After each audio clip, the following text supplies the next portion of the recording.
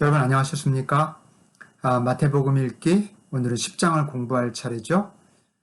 교육을 목적으로 체계적으로 쓰여진 마태복음은 10장에서 제자의 도에 대해서 아주 깔끔하게 정리해 놓았습니다.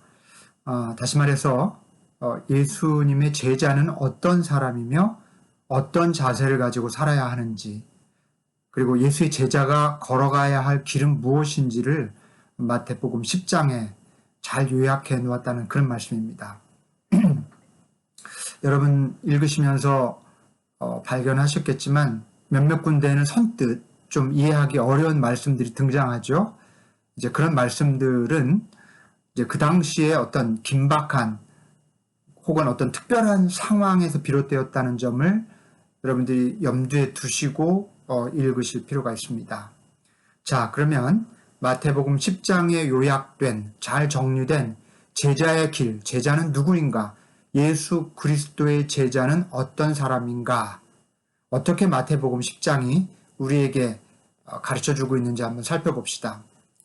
제일 먼저 1절에서 4절까지 그 첫 부분이죠. 이 부분에 보면 예수의 제자를 뭐라고 정의하고 있는가 하면 귀신을 제어하는 능력을 가진 사람, 귀신을 컨트롤할 수 있는 힘을 가진 사람을 제자라고 그렇게 정의해 놓습니다.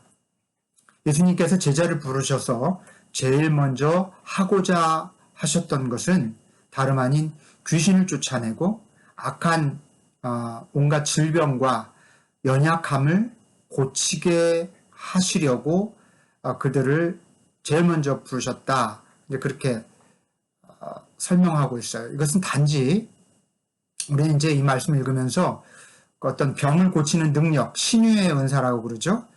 그래서 그냥 병을 고치는 어떤 신유의 은사를 주시겠다는 뜻으로 그렇게 읽기가 쉬운데요.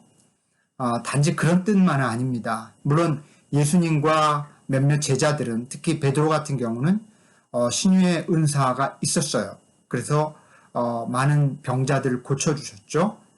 하지만 제자의 본질이 무엇인지를 가르치려고 하는 이 마태복음 10장의 맥락에서 이 귀신과 질병을 그리고 약함을 제어하는 능력이라고 하는 것은 그보다 좀 더 근본적인, 좀 더 깊은 의미를 가지고 있습니다. 한번 생각해 봅시다. 귀신이 뭘까요? 여러분, 귀신은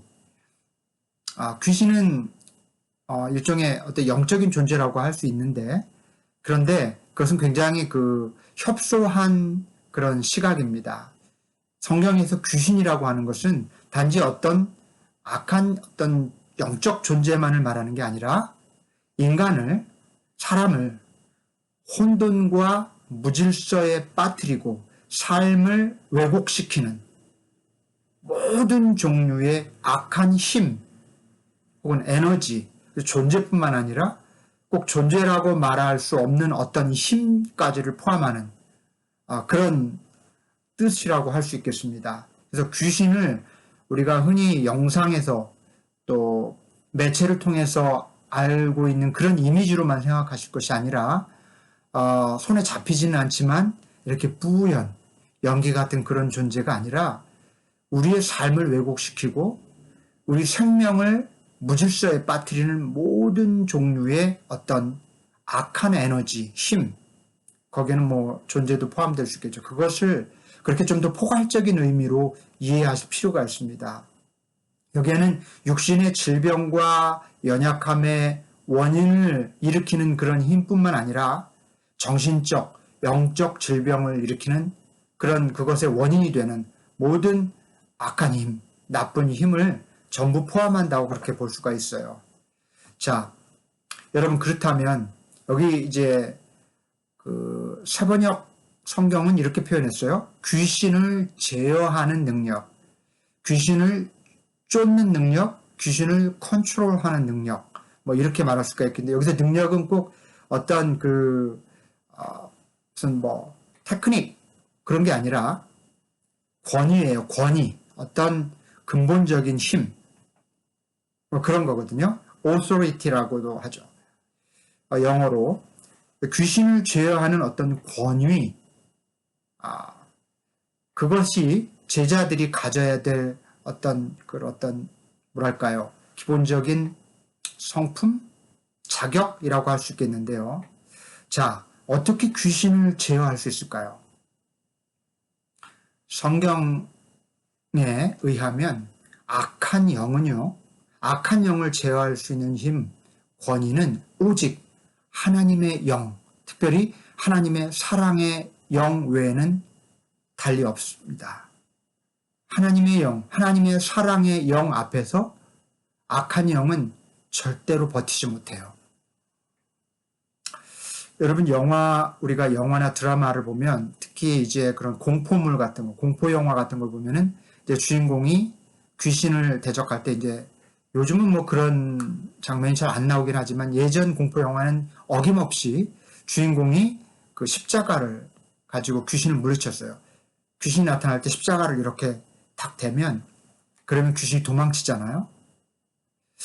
어디서 그런 컨셉이 등장했는지 모르겠지만, 십자가 앞에서 귀신이 도망친다고 하는 건 굉장히 성경적인 묘사입니다. 그런데 그때 그 십자가라고 하는 그 조형물이 그 어떤 물건이 능력을 가진 게 아니죠. 십자가에 담긴 하나님의 사랑의 능력이 힘을 가진 거예요. 하나님의 십자가에 담긴 십자가가 하나님이 인간을 사랑하셔서 이 땅에 오셨고 그리고 죽기까지 목숨을 드리기까지 했던 그 사랑의 상징이잖아요. 악한 영은 하나님의 사랑의 영을 견디지 못해요. 악한 영은 하나님의 사랑의 영을 가장 두려워합니다. 그래서 하나님의 사랑은 인간이 가진 모든 문제를, 말하자면 귀신이 일으키는 모든, 악한 영이 일으키는 모든 문제를 해결하는 가장 근본적인 능력이고 권위다. 그렇게 말씀드릴 수 있어요.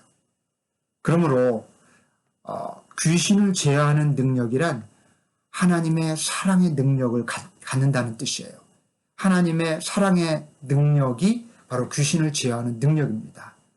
그렇다면 우리도 사람의 병을 막 안수해서 고치게 하는 능력은 없을지라도 하나님의 사랑의 능력을 가지고 있다면 귀신을 제어하고 컨트롤하는 능력을 가질 수 있다는 뜻입니다. 예수의 제자는 꼭 신유의 은사를 가진 사람이라기보다 십자가의 사랑의 능력을 가진 사람이라고 그렇게 말씀을 드릴 수가 있겠습니다. 자, 제자는 누구인가? 제자도에 대해서 제일 먼저 제자는 악한 영을 물리치는 또 제어하는 그런 능력을 가진 사람이다.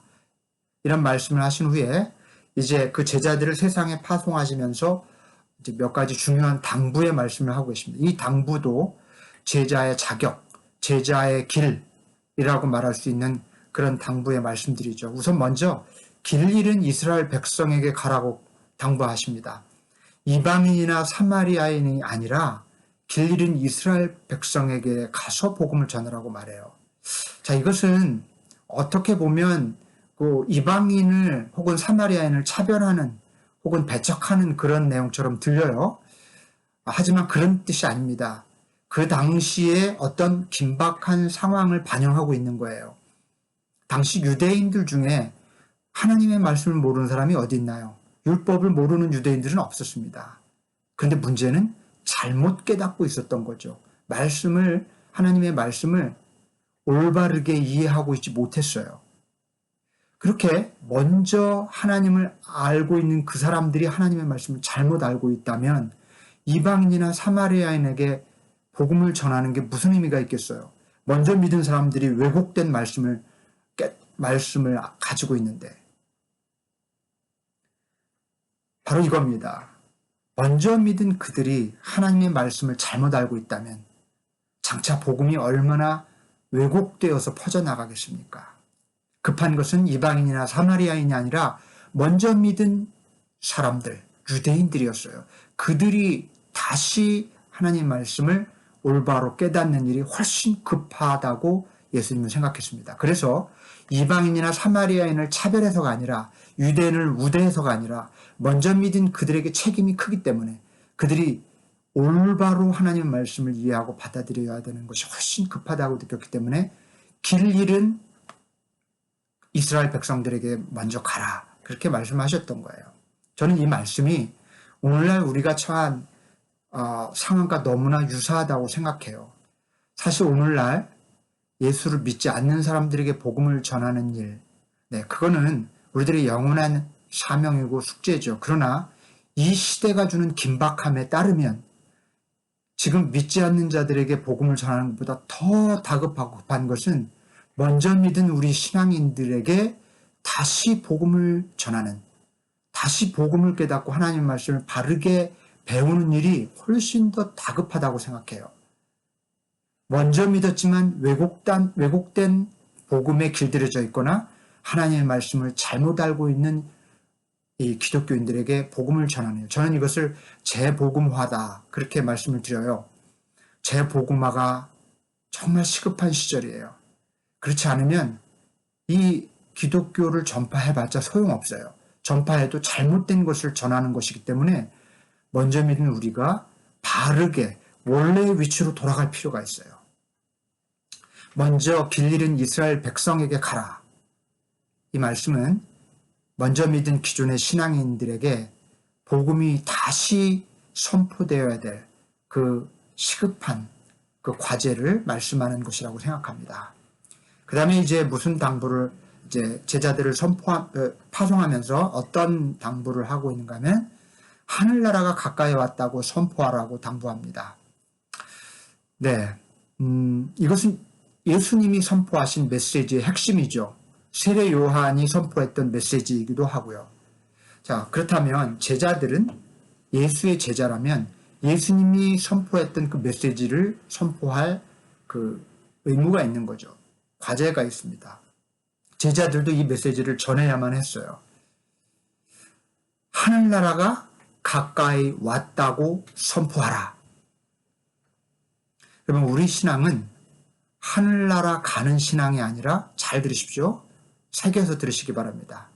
하늘나라 가는 신앙이 아니라 하늘나라가 우리 삶에 가까이 오게 하는 신앙입니다. 예수 그리스도께서 가르쳐 주신 신앙은 하늘나라 가는 일에 목매는 그런 신앙이 아니에요. 하늘나라 가기 전에 하늘나라가 우리의 삶에 이루어지게 하는 일, 우리 삶에 가까이 다가오게 하는 그런 신앙이어야 한다는 것입니다. 죽어서 천국 가는 신앙이 아니라 살아가는 동안 우리 삶이 천국이 되게 하는 신앙을 선포하고 전해야 합니다. 제자라면. 이 말씀은 죽어서 가는 천국을 부인하는 그런 설명이 아니에요. 이 땅 위에서 우리가 사는 삶이 천국이 되지 않으면, 천국을 가까이 오게 하지 않으면 죽어서도 천국을 경험할 수 없습니다. 어떻게 이 땅 위에서 하나님이 다스리는 나라를 살고 그 안에서 살지 못한 사람이 죽어서 천국을 가겠습니까? 예수를 믿는다는 것은 이 땅 위에서 이미 주님과 동행하는 천국을 경험한다는 거예요. 예수를 믿는 자가 구원을 얻고 천국을 간다라고 할 때, 그래서 먼저 이 땅에 하늘나라가 임하는 바로 그 일을 위해서 우리 삶을 투신해야 하고 또 그런 메시지를 선포해야 하는 것입니다. 여러분, 제자는 하늘나라가 가까이 왔다, 그리고 그렇게 선포하는 것이고 하늘나라가 오도록 힘쓰는 그런 일인 것입니다. 그 다음에 어떤 당부를 또 하시냐면 치유하고 회복시켜라. 병든 자를 고쳐주고 죽은 자를 살리며 나병 환자를 깨끗하게 하고 귀신을 쫓아내라. 이렇게 당부하셨죠. 이 일들은 예수님께서 하셨던 일들이에요. 그동안은 제자들이 보는 앞에서 예수님이 다 하셨어요. 그런데 이제 더 이상 제자들은 예수님께 미뤄서는 안 됩니다. 그건 예수님이 하는 일, 그렇게 미뤄져서는 안 돼요. 예수님이 하신 일을 그대로 따라하는 사람들을 제자라고 부릅니다. 이제 직접 예수님의 사역을 이어받아야 해요. 그런 사람들이 제자인 거죠. 따라서 우리도 고치고 살리고 깨끗게 하고 악한 영을 쫓아내는 일에 우리 삶을 드려야 합니다.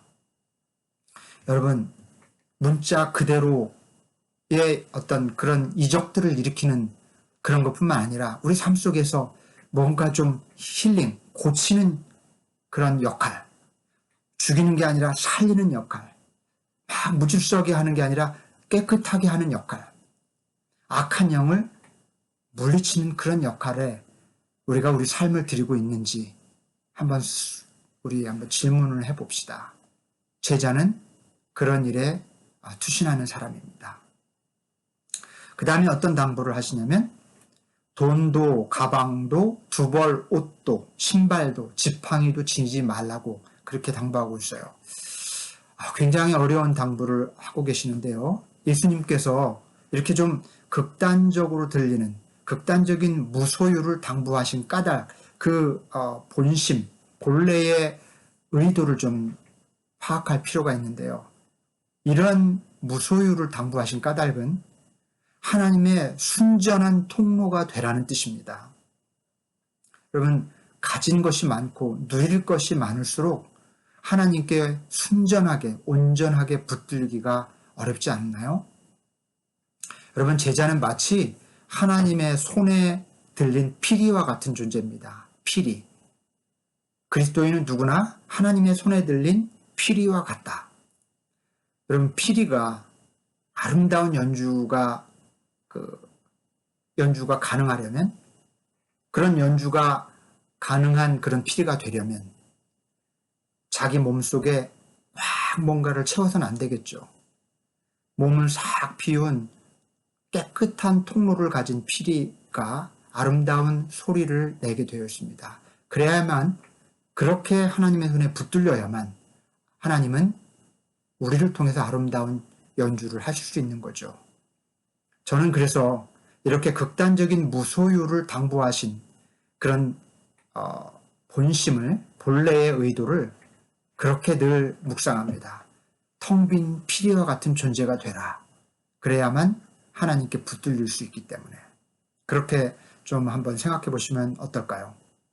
그리고 이런 말씀도 아시죠? 평화를 빌어주라고 해요. 근데 여기서 굉장히 재미있는 원리가 작동한다는 걸 알 수가 있어요. 평화를 빌어주라고 그러죠. 가는 곳마다, 내가 묵는 곳마다 가서 평화를 빌어줘라. 그런데 만일에 내가 평화를 빌어줬는데 그가 받아들이지 않고 배척하면 내가 빌어준 평화가 너에게 돌아올 것이다. 그러죠? 만약에 그가 받아들이면 그와 함께 평화를 누리게 될 것이다. 안 받아들이면 그 평화가 나에게 되돌아오고, 받아들이면 함께 누릴 수 있는 이 평화의 원리, 우리가 평화를 빌어주지 않을 이유가 없어요. 어디를 가든 누구이든 간에 여러분, 평화를 빌어줘야 되는 이유가 있습니다. 바로 그 평화의 원리 때문이에요. 그러므로 할 수 있는 대로 누구이든지 어떤 상황이든지 평화를 빌어주십시오. 평안을 빕니다. 이렇게 서로 인사 나누는 일은 참 좋은 일이에요. 그래서 할 수 있는 대로 더 자주, 더 많이 여러분 서로 우리 평화를 빌어줍시다. 여러분도 저도 평안하기를 바랍니다. 그리고 평화의 전파자가 될 수 있기를 바랍니다.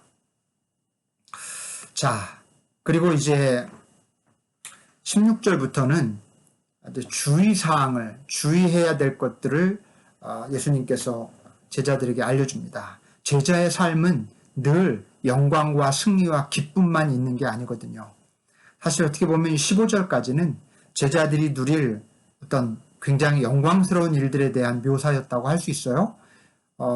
정말 결심하고 결단하고 그리스도의 제자로 살아갈 때 나타날 수 있는 정말 영광스러운 일, 승리의 결과물들을 보았다면 이제는 그게 제자의 길이 꼭 영광과 승리와 기쁨의 길만은 아니라는 거예요. 위험과 모욕과 반대에도 부딪히게 될 거라는 경고의 말씀을 하십니다. 예수님은 제자들에게 그런 때가 닥칠 때를 대비해서 몇 가지 주의사항을 들려주시는 거죠. 그래서 하신 말씀이 너희들은 뱀처럼 슬기롭고 지혜롭고 비둘기처럼 순전하라, 정결하라 그렇게 말하죠. 사실 뱀과 비둘기 상반돼요. 이 두 가지 중에 하나의 사람이 치우치지 두 가지를 같이 가질 수가 없어요. 아주 뱀처럼 지혜로운 사람들은 지혜롭기만 한 사람은 야가 빠질 수가 있고요. 비둘기 것처럼 순전한 사람은 너무 뭐랄까요. 그냥 순진하기만 할 수가 있겠죠. 근데 뱀처럼 지혜로우면서도 비둘기 같이 순진하기란 쉽지가 않죠. 근데 이 두 가지가 조화를 이루어야 된다고 예수님 말씀하시는 거죠. 사람들을 조심하라고 그러죠.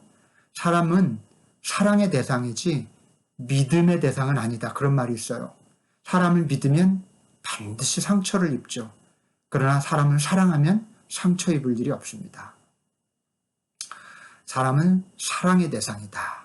네, 정말 믿었던 사람에게서 우리 얼마나 자주 상처를 입곤 합니까? 우리가 믿지 말아야 된다는 말이 아니라 사랑으로서 정말 지혜롭게 사람을 대할 필요가 있는 것 같아요. 사람들을 조심하라. 그리고 이제 어떤 정말 다급하고 위험한 일을 닥쳤을 때 어떻게 해야 되지? 뭘 해야 되지? 이렇게 우리 걱정하게 되는데 그렇게 하지 말라고 그러죠. 하나님께서 다 길을 열어주실 것이고 지혜를 주실 것이라고 뭐라고 말해야 될지 알려주실 것이라고 그렇게 가르치시고 계십니다. 그리고 이런 일이 닥칠 거라고 해요. 형제가 형제를, 아버지가 자식을, 자식이 부모를 죽음에 넘겨줄 때가 올 것이다. 그리고 너희는 내 이름 때문에 모든 사람에게서 미움을 받게 될 것이다. 하지만 끝까지 그 사람은 구원을 얻을 것이다. 몸은 죽일지라도 영혼은 죽이지 못하는 이들을 두려워하지 말고 영혼도 몸도 둘 다 멸망시킬 수 있는 분을 두려워하라. 그렇게 당부하고 계세요. 여러분, 예수님이 엄숙히 경고한 대로 사실 이런 일은 머지않아서 제자들의 삶 속에서 일어났습니다. 제자들은 정말 실제로 박해를 받게 되고 매를 맞았고 투옥되었고 그리고 사형당했죠. 정말로 형제와 형제 사이, 부모와 자식 사이, 가족과 가족 사이가 갈라졌어요. 예수를 따르는 대가로 그런 일을 치르게 됩니다. 하지만 제자들은 끝까지 견뎠고 끝내 구원의 길을 걸어갈 수가 있었습니다. 여러분, 이 말씀을 오늘 우리 시대에 어떻게 받아들여야 될지 한번 좀 생각해 보셨습니까? 생각해 보실 필요가 있어요. 지금 박해 시대가 아니잖아요. 그런 시대가 아닌데 이 말씀은 우리에게 어떤 의미일까? 여러분, 그때와는 너무나 다른 오늘. 그래도 이 말씀은 여전히 유효할까요? 그렇습니다. 역사적인 상황은 달라도 영적 상황은 동일하기 때문이에요. 우리가 정말 신실한 예수의 제자로 살려고 하면 할수록 그럴 때마다 그것을 회방하는 무수한 일들이 벌어질 것입니다. 예수님의 가르침대로 살려고 하면 할수록 위험과 모욕과 반대에 부딪히는 그런 경험을 끊임없이 하시게 될 거예요. 그러나 예수 그리스도의 길을 따르기로 결심했다면, 제자의 길을 살기로 결심했다면 믿음 때문에 곤경에 처할 수 있음을 알아야 할 뿐만 아니라 한 가지를 더 알아야 해요. 우리가 섬기는 그분이 그 어떤 대상보다도 강한 분이라는 것도 알아야 합니다. 그래서 예수님은 두려워하지 말라고 말씀하신 거예요. 그러므로 위기가 찾아오고 어려움이 찾아와도 예수를 믿는 일이 너무 어렵고 힘들어도 끝까지 견디고 그 길을 걸어가야 하겠습니다. 그런 자는 구원을 얻을 것이라고 예수님 말씀하고 계십니다. 자, 그 다음에 나머지 이제 뒷부분 마지막 32절부터 42절까지 부분은 추가적으로 하신 당부의 말씀이라고 할 수 있어요. 제자들에게. 크게 세 가지로 이제 역할 수 있는데 추가 당부의 첫 번째는 나를 시인하라 그렇게 말해요. 나를 부인하지 말고 시인하라. 이것도 어떻게 보면 그 박해의 상황, 또 순교를 앞두고 있는 그런 상황이라고도 할 수 있는데요. 좀 폭넓게 생각해 보면 좋겠습니다. 이렇게 한번 말씀드려 볼게요. 예수를 시인하는 것, 그것이 제자의 삶이고 그리스도인의 길이다. 목숨의 그 위험을 무릅쓴 상황이 아닐지라도 예수를 시인하거나 부인하는 상황은 사실 우리 일상에서 매일매일 주어진다는 사실을 아십니까? 언제 우리가 예수를 부인할까요? 바쁠 때, 나도 모르게 무의식적으로 예수를, 죄송합니다.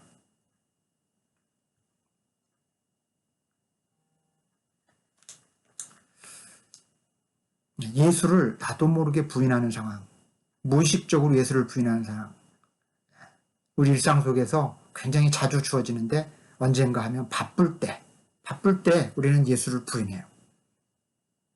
화가 날 때 나도 모르게 예수를 부인합니다.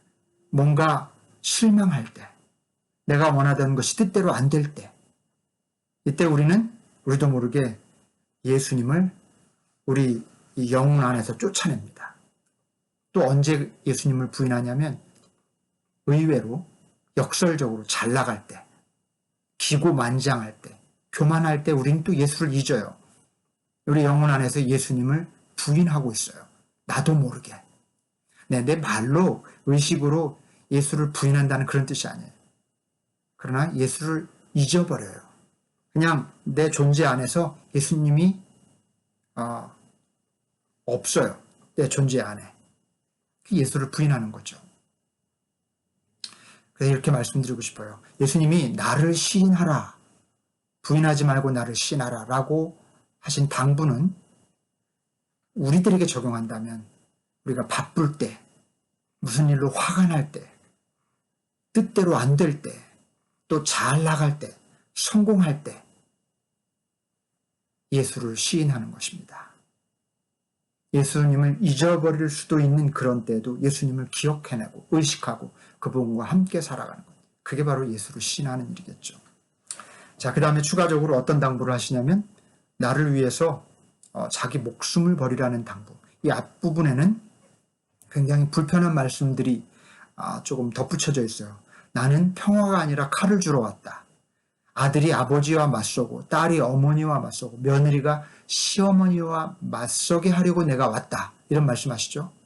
그리고 급기야 나보다 부모를 더 사랑하는 자는 내게 적합하지 않다. 이게 웬 말입니까? 이 불편한 말씀은 도대체 무슨 뜻일까요?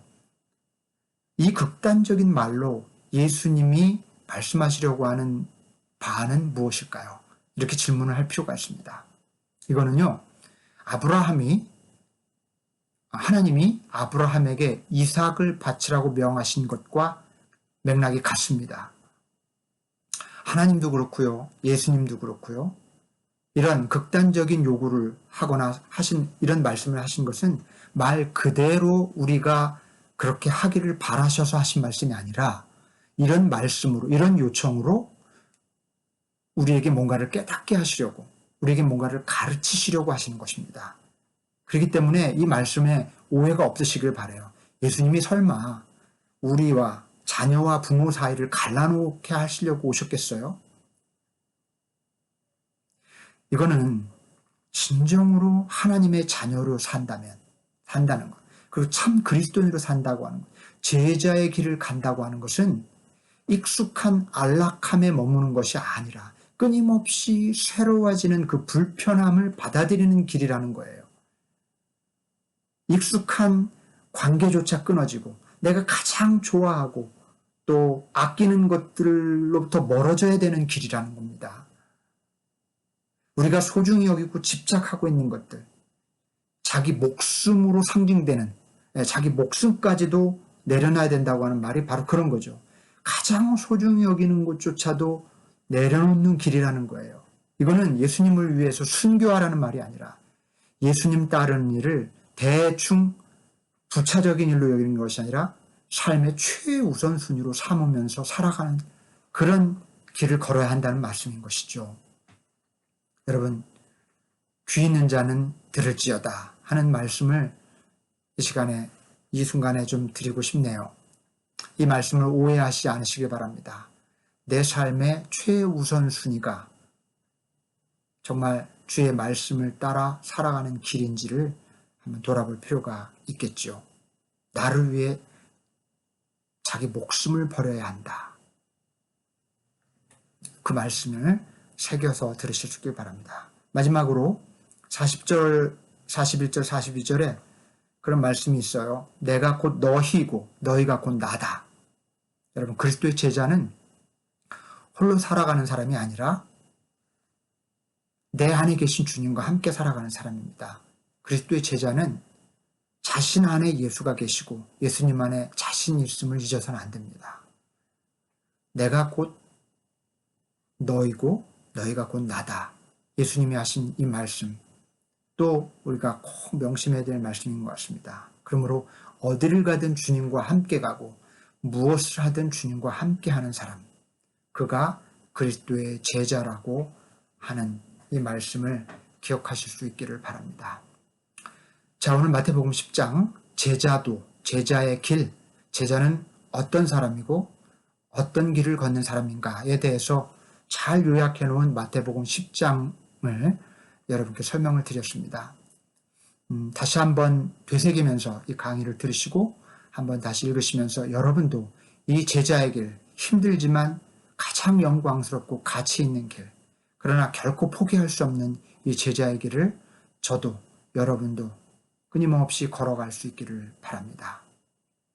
감사합니다. 오늘 이것으로 마치고 다음 주 마태복음 11장으로 다시 만나 뵙겠습니다. 안녕히 계십시오.